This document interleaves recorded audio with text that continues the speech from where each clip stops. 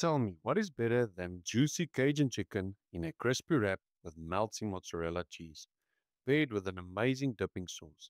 And the best thing is, everything is done in the air fryer. The first thing that we're going to do, we're going to chop up our veg, throw that in an air fryer safe dish, along with some olive oil and spices listed in the caption below. Then, up next, we're going to cut our chicken strips into small, thin strips. Marinate that with Greek yogurt and the same spices. Then we pop our veg in the air fryer for about 10 minutes.